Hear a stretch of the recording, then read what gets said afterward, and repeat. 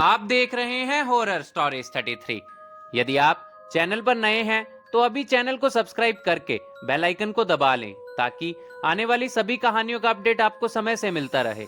दोस्तों, कुछ दिनों से हम आप सबके लिए चैनल पर कोई भी घटना ना ला सके क्योंकि हमारे एक खास मित्र आकाश जी ने हमें उनके साथ हुई एक ऐसी घटना का जिक्र किया जिसे सुनने के बाद मैं खुद वो देखने की जो मेरे दोस्त ने बताया वो सच है या कोई मनगढ़ंत कहानी, ये पता करने उस जगह पर गया। तो चलिए जानिए आप भी ऐसा क्या मेरे दोस्त के साथ हुआ।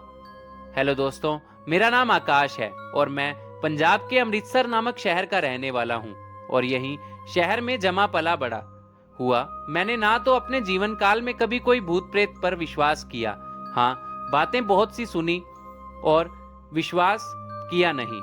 वैसे भी सोशल मीडिया के इस जमाने में भूत प्रेत पर कोई क्या ही विश्वास करेगा, ये सब महज मनगढ़ंत कहानियां ही कहा जाता है। पर मैं क्या जानता था कि बहुत जल्द मुझे इस सब पर विश्वास होने वाला है। वो कैसे, चलिए शुरू करते हैं। मैं अपने एक दोस्त जिसका नाम साहिल है उसके साथ राजस्थान जाने वाला था। मेरे दोस्त साहिल को जोधपुर के एक गांव में कुछ काम था। दरअसल उनकी वहां कोई बहुत पुरानी पुश्तैनी जमीन थी जिसका सौदा करने हम दोनों जाने वाले थे। वो रकम बहुत बड़ी थी जिस वजह से साहिल ने मुझे अपने साथ चलने को बोल दिया। हम दोनों की दोस्ती और विश्वास दोनों ही एक दूसरे पर अटूट था, जिस वजह से हम दोनों अगले दिन ही सुबह निकल पड़े अपने सफर को अंजाम देने और शाम तक हम अपनी मंजिल पर पहुंच भी गए। जोधपुर पहुंचने तक हमें बहुत थकावट सी भी हो गई थी, लेकिन इतना लंबा सफर जो तय किया था हमने आज आराम करने की ही ठीक समझा और वहीं एक होटल में कमरा लेकर रात रुक गए। अगले दिन सुबह मैं और साहिल दोनों गाड़ी लेकर उस जगह गए जहां साहिल की पुश्तैनी जमीन थी और वो पार्टी भी हमारा इंतजार बेसब्री से वहीं कर रही थी। और सौदा अच्छे से हो गया और जमीन बड़ी थी जिस वजह से उसकी पेमेंट भी बहुत ज्यादा थी और कैश में थी, जिसे हम दोनों को अकेले लेकर अपने घर अमृतसर जाना था। और पैसा होने की वजह से हम रुक भी नहीं सकते थे, इसलिए हम दोनों ने कैश गाड़ी में रखा और निकलने लगे अपने घर की ओर। तभी जिन्होंने हमें पैसा दिया था, यानी कि वो पार्टी में से एक आदमी, उन्होंने हमसे कहा, बेटा अब रात हो चुकी है और तुम्हारा सफर लंबा है और पैसा ज्यादा, कोई भी रिस्क लेना इस समय ठीक नहीं है। मैंने उनसे कहा कि आप डरिए मत, हम ले जाएंगे।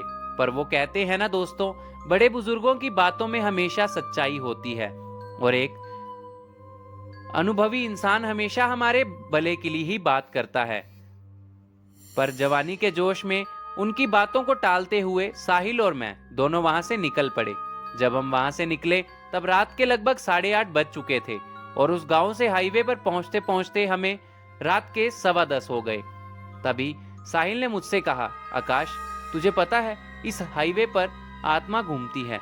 लोगों का मानना है कि वो एक अच्छा भूत है जो लोगों की मदद करता है। मैंने हंसते हुए उससे कहा, क्या बात कर रहा है यार तू, आज के समय में तू ऐसी बातों पर विश्वास करता है? ऐसा कुछ नहीं होता, ये महज कहानियां हैं भाई। और मैं हंसने लगा। तभी सड़क के किनारे घूंघट ओढ़े, हाथ में बच्चा लिए लिफ्ट मांगती हमें एक महिला दिखाई दी। वैसे वो हमसे अभी थोड़ा दूरी पर थी। मैंने गाड़ी को थोड़ा स्लो किया और साहिल से पूछा, भाई क्या करना चाहिए? इतनी रात को ऐसे हाईवे पर गाड़ी रोकना शायद सही ना हो। पर साहिल को उस पर दया आ गई क्योंकि उस महिला के हाथ में एक बच्चा जो था, और यही सोचकर हमने गाड़ी को उसके पास जाकर रोक दिया। मैंने हाथ घड़ी में समय देखा तो रात के अब 11:30 बज रहे थे।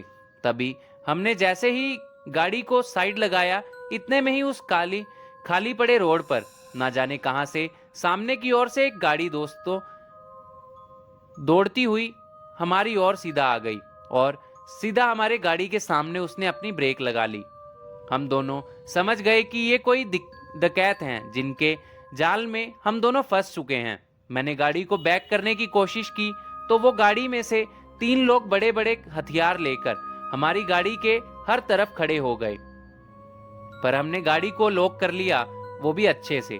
पर इतने में उन्होंने डंडों से गाड़ी के दरवाजे और शीशों पर मारना शुरू कर दिया। मैं गाड़ी को बैक लगाने की कोशिश करने लगा और बैक करते करते गाड़ी को रिवर्स में ही चलाने लगा और हड़बड़ाहट में गाड़ी हाईवे से नीचे झाड़ियों में आकर पलट गई। साहिल का सिर सामने शीशे पे जाकर सीधा टकरा गया, पर मैं होश में ही था। मैं जल्दी से गाड़ी से बाहर निकला और साहिल को भी बाहर निकाल कर उठाया।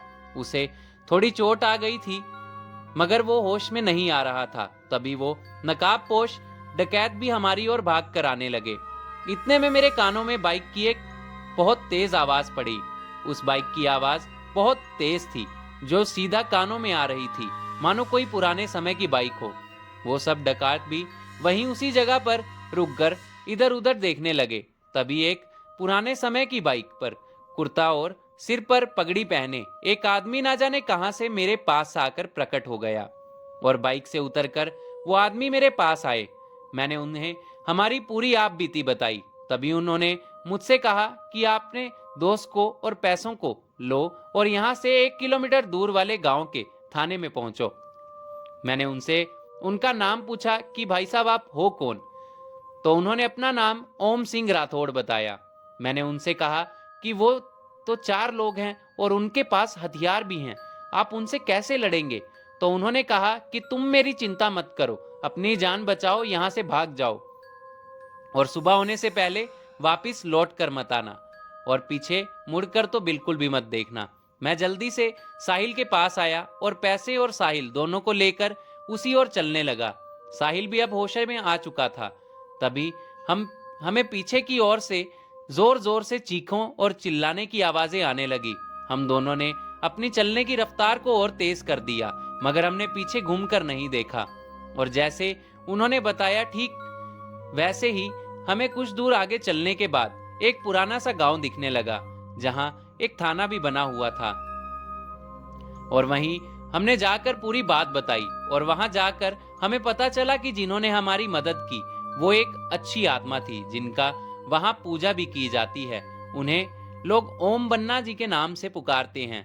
और उस दिन मुझे और साहिल दोनों को उन पर विश्वास हो गया और अगले दिन साहिल की गाड़ी ठीक हमें उसी जगह पर वैसे ही पलटी हुई मिली।